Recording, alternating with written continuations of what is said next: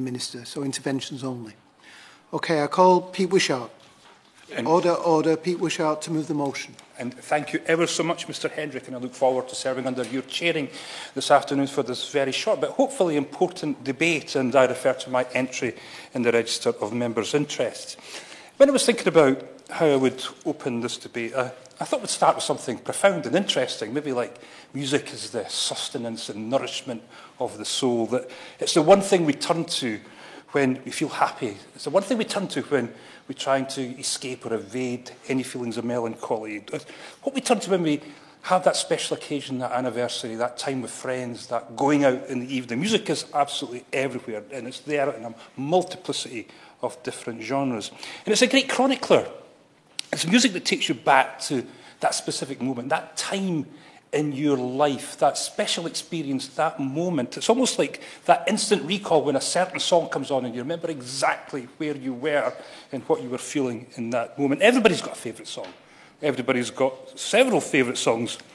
And then I thought it's about musical genres, so maybe let's have a look at the sheer infinity of music that's available and the multiplicity of genres that exist everywhere around the world, how these 12 notes, 12 available notes, has fired human imagination, and how we've managed to sequence them and organise them in so many different and profound ways to create this huge catalogue of wonderful works of artistry, of songs, compositions, and beautiful sounds.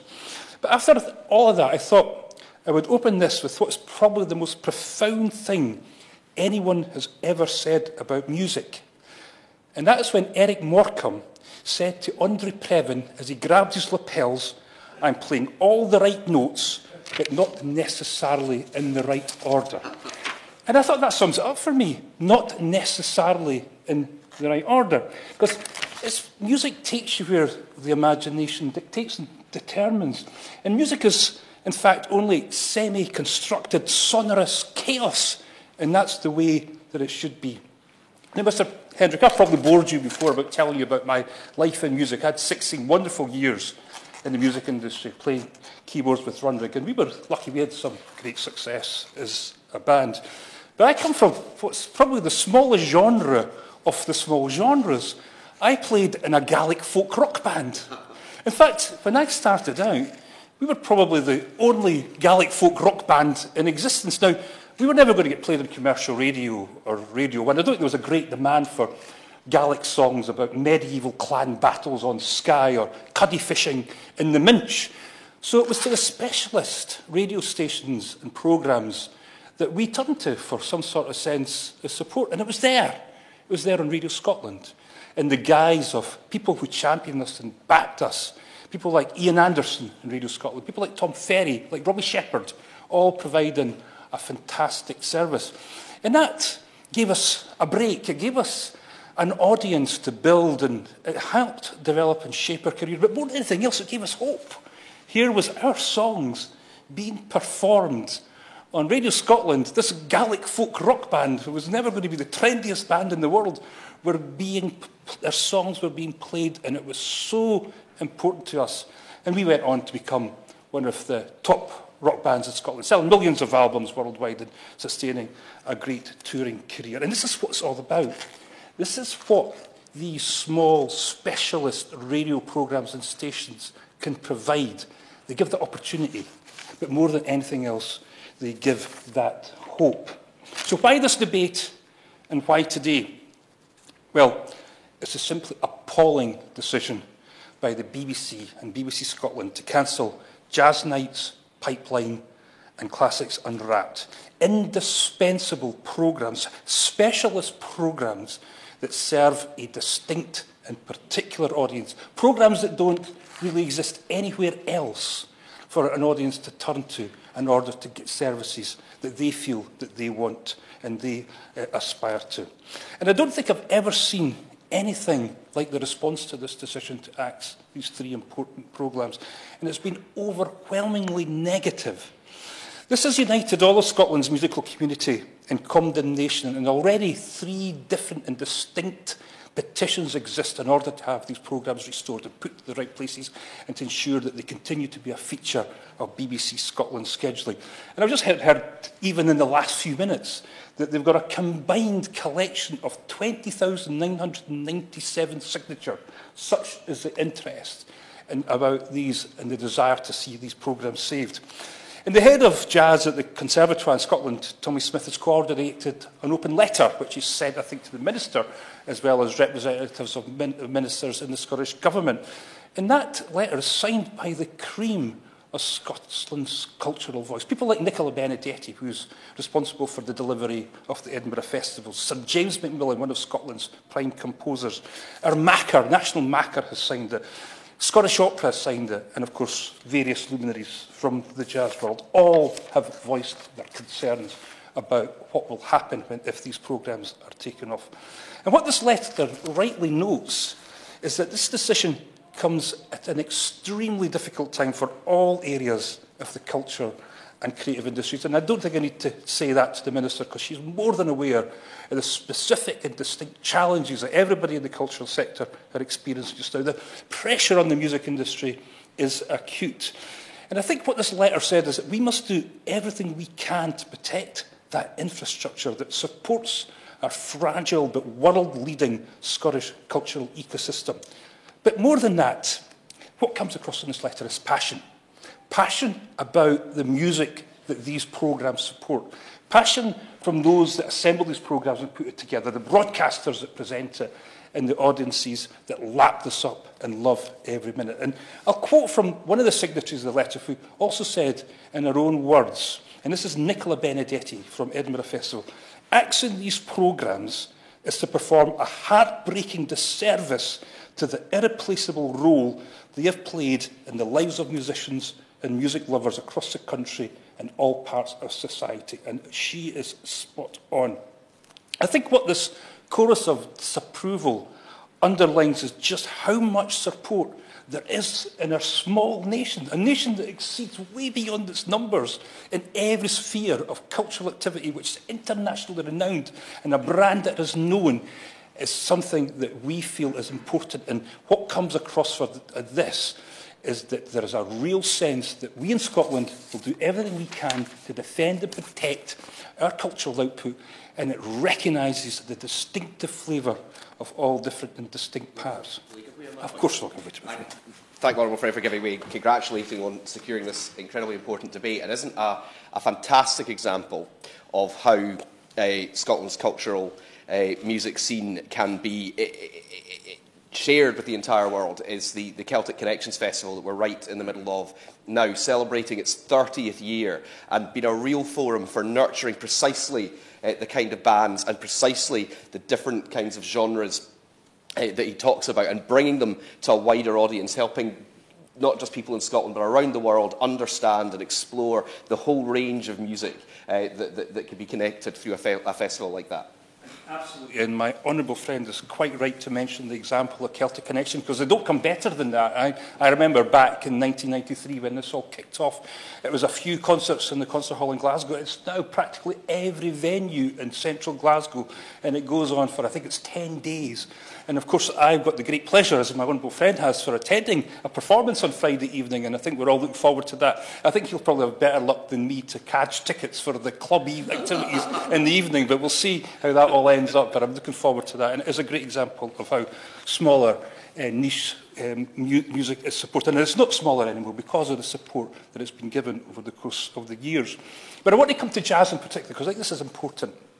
Jazz nights, the cutting of jazz nights comes at a time when Scottish jazz is rarely doing so well. Jazz has flourished in Scotland in recent years, and our emerging artists have started to gain national and international recognition. One of these, of course, is the wonderful Fergus McCready, who won the Scottish Album of the Year and was nominated for a Mercury Award in the last session of Mercury Prizes. Now, I don't know if the ministers had an opportunity to listen to Forest Floor by Fergus McCready.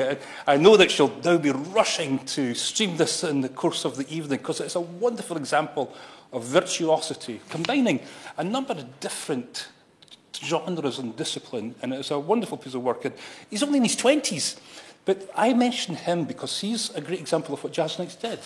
and he got his first break on that. They supported and sustained, played his music, and now he's on the point of embarking upon an international career. That's the type of thing that they should be doing. And we've also got to recognise that Edinburgh is the home of the international festivals, particularly the Jazz Festival. And Edinburgh is becoming increasingly renowned as a European, if not world centre for classical music, with the wonderful facilities of the redeveloped Usher Hall. It's a great place to go and watch classical music. And again, if the ministers look for recommendations, go there someday to see some of the wonderful concerts that is on. Will you give way? Yes, of course, I'll give it to Honourable Friend. He's straight too far into Glasgow for my liking, but would he agree with me that the Royal Conservatoire of Scotland, based on my Glasgow Central constituency, is a huge part of this flourishing scene with classical, with jazz, with pipe music as well, and that there is now collaboration between these three. But the big key to this is for those young people to be able to hear their music on the radio and reach that wider audience, because that is not going to be picked up by the commercial stations. The BBC has a key role here in identifying that young talent, promoting that young talent, and it is from there that they can go on to great success. And again, my honourable friend is absolutely correct in her assessment and description of the wonderful works that goes on in the Conservatoire in Scotland, and it's got a fantastic staff. And I've not had an opportunity to visit for a while, so she's got that me down the list now. I'll definitely go and see that. And I note the comments of John Wallace, who was the distinguished former head and leader of the Conservatoire in Glasgow, where he said, what's the point if they're cutting all these programmes? And he's right to make that point. And I think this is why we have to ensure that these young artists get to hear themselves on these radios. But what I was going to say is that when we want to hear these genres of music, it's naturally to the BBC that we turn. And it's the BBC that remains the dominant force in UK broadcasting because of its distinctive funding arrangement, because of the like licence fee. It allows it to do things that no other operator can do. And, you know, I think it's something that we turn to in order to try and secure and to find the things that we want. And even with all the competition, the increased competition that we've seen over the course of the years, the BBC still accounts for 47% of all radio consumption. And this privileged position means that it's especially important that BBC Radio provide value and programmes which are distinctive. And the BBC has statutory responsibilities and obligations when it comes to this. And of course, Ofcom's there to ensure that the BBC does this. And there's very clear commitments that are supposed to be met by the BBC when it comes to ensuring that all genres of music are there and that they're serving an audience that's beyond the mainstream. That's what the BBC is supposed to be there to do. But instead, what we've seen, Mr. Hendrick, is a reduction in important public value obligations and a loss of that distinctiveness. Now, Ofcom is currently consulting, and I know we're expecting it to produce its final proposals following its consultation in a few months' time, with a new operating licence coming into effect from April. And this is happening when the DCMS is having its mid-term review of the BBC, and of course we've got the white paper that we're all expecting with great anticipation, and the Minister and I discussed at length when she appeared to the Scottish Affairs Committee. So there's lots of things going on. But my plea to the Minister is, with all this activity, with all these reviews that's happening, don't lose sight of prime objective of serving all audiences and ensuring that everybody has something that they can listen to. It's so tempting just to play to the mainstream, to appeal to where the mass audience is. And we should not lose sight of ensuring that everybody is serviced when it comes to this. And let's look at the BBC's obligations and responsibilities as outlined by Ofcom. It says that the BBC should ensure a range of programming is provided across all its services, and specifically on radio services. It says the BBC should ensure its portfolio of stations offer the broadest variety of output, and that the range of musical output on its popular radio services is broader than that of comparable providers. The BBC's decision to cut jazz, classical and piping programme will vastly reduce that commitment, and how the BBC represents and platforms some of Scotland's most dynamic and emerging music scenes. It's clearly a breach of what's set out in Charter and regulation, and I hope that the Minister will remind BBC Scotland of its obligations and responsibilities. And in response to the chorus of disapproval, the BBC, of course, have got in touch with all of us about all of this. And I know my honourable friend was at a meeting with the BBC last Friday, I believe it was, and she heard some of the alternative proposals we put forward. I think none of what's been suggested comes close to beating the satisfaction that there is and the sense of loss from these programmes. And what it seems to me, in looking at what the BBC is proposing, is a series of amalgamations of taking these programmes off Spectrum, putting them online, and then diverting people to other services. That's simply not good enough. It doesn't even start to address what is being lost. Now, my appeal to the BBC is to listen to those involved in the front line of that. Those at that meeting that my honourable friend was at, they're the people who know the genres, who know how they work, know how they operate, know what they require in order to survive, to sustain and to develop. And if anything the Minister could do would be to encourage the BBC to engage positively with this.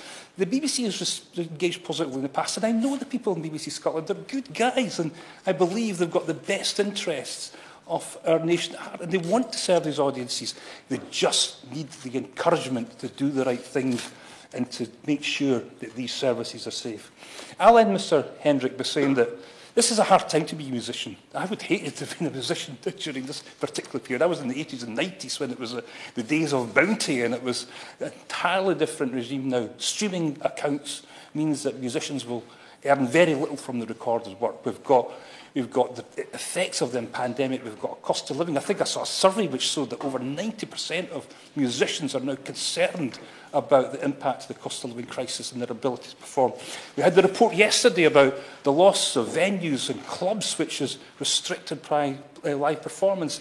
There's the impacts of Brexit. Europe's practically closed to new artists with all the different paperwork that's required in order to do this. This is not a good time. We do not need these difficulties compounded with the loss of an opportunity to be played on the radio.